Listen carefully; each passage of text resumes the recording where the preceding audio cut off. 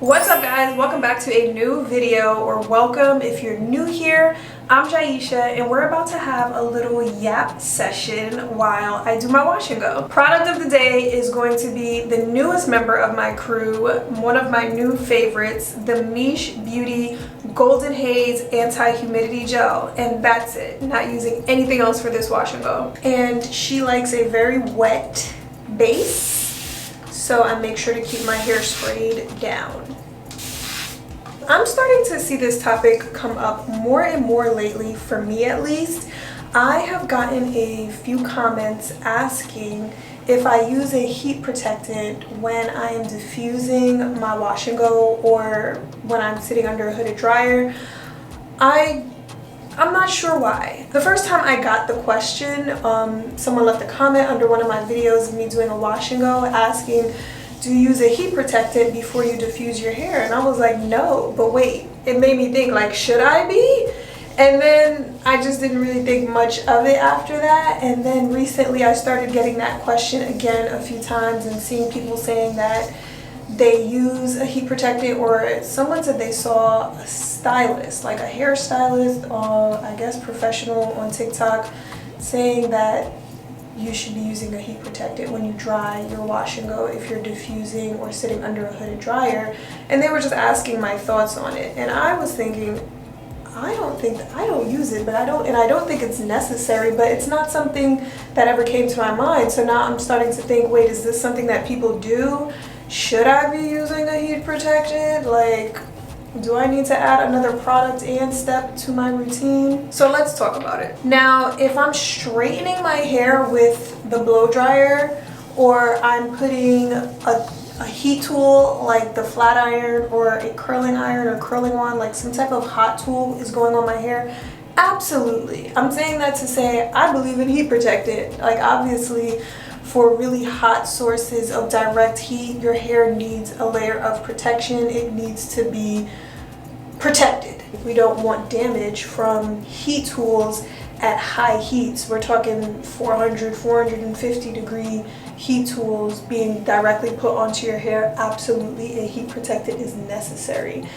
But I don't think that it is necessary for indirect heat sources that are they're not as hot and they're not as direct as hot tools. So like a diffuser is dispersed warm air. It is not super hot hair directly coming into contact. It's not super high heat directly coming in contact with your hair like, you know, hot tools are. A hooded dryer, again, dispersed warm air.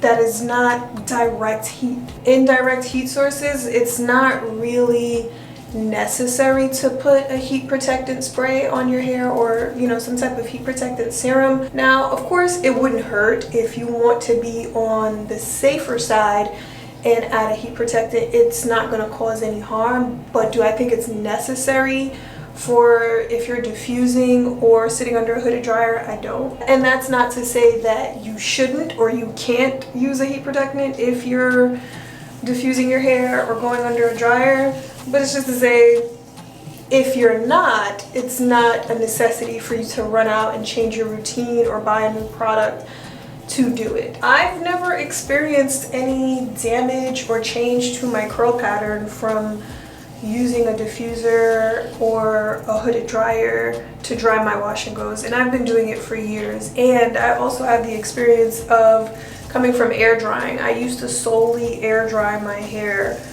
and not use any type of heat, and once my hair got a little bit longer, it was just not feasible for me to air dry anymore. So I started using my hooded dryer or my diffuser, or both sometimes, to dry my wash and goes, and I never noticed a difference. I never experienced any type of damage from using those indirect heat sources. Now again, I'm not saying you can't use it, I'm just saying I don't think it's necessary, and that is my humble opinion and not my professional opinion. But I mean, I've seen videos of professionals and hairstyle. When I watch videos of professionals and, you know, professional hairstylists doing wash and goes or other natural styles, I don't think they use heat protectants when they're putting their clients under a hooded dryer. So I don't know. I don't find it to be necessary, but again, it's totally your preference, just like everything else you do with your hair. But since the topic came up, it just made me super curious, because it was never something I thought about before or realized that people do. So now I'm curious and I want to know what you do for your wash and goes, or even if maybe you wear your natural hair in another type of style. If you are diffusing your hair or sitting under a hooded dryer, do you use a heat protectant first? Do you think it's necessary, or do you just do it out of an abundance of caution? What do you guys think? Is it necessary? Do you do it? Or are you just, do you think what I think, indirect heat doesn't require a heat protectant? Let me know your thoughts down in the comment section, and while you are there, don't forget to like this video, hype me up, and subscribe if you do want to see more of my videos in the future. I just started watching The Summer I Turned Pretty on Prime Video because I've been seeing a lot of people talking about it. I've been seeing it floating around, and I'm only maybe 3 episodes in, but I'm not getting the hype. I'm not getting it. And I mean, maybe I need to watch more. And it could also be the fact that I kind of already, I saw a spoiler.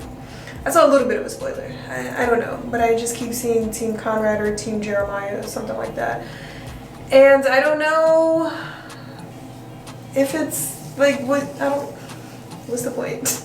I don't know if I'm gonna keep watching. I also just kind of had it on in the background while I was doing something, so I wasn't really watching, but more so listening to everything going on. But every time I looked up, it was such a dark scene. I don't know why it was always nighttime, or inside the house it was dark, and it's not that kind of show, but all right, I'm getting into too much. Why are we talking about lighting here? But it's just far as the plot of the story and the writing and stuff like that, it just seems regular. Perhaps it gets juicier. Like I said, I'm only on season 1, episode 3, maybe. Maybe it's gonna get juicier. If you are further along, or if you are finished, please, for one, don't give me any spoilers in case I do want to continue. Don't give me any more spoilers, because I already then spoiled it for myself checking social media. But no more spoilers, but just let me know, does it get a little bit better? I can't stand when stuff takes a long time to get good.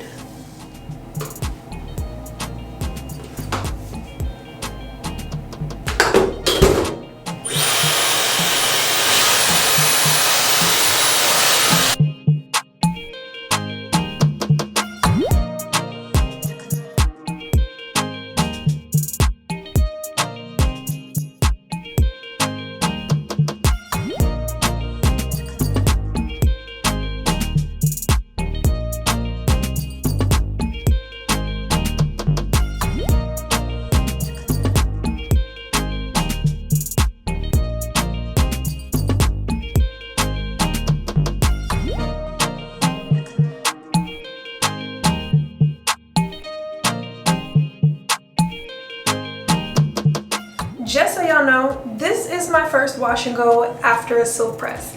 You know, sometimes after a silk press, that first wash and go, you might have a few straggly pieces that don't necessarily want to do their job. They don't want to really bounce back just yet into their normal springy curl pattern, and you might have to do one more wash for it to get there.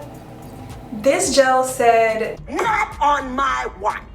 And I am so here for it, okay? If you haven't had a chance to check out my original review, my full review of this Miche Beauty gel, I will leave a link for it for you to check it out. Thank you guys for watching. Please hit the thumbs up button and subscribe to my channel if you would like to see more from me, and I'll catch you in the next one.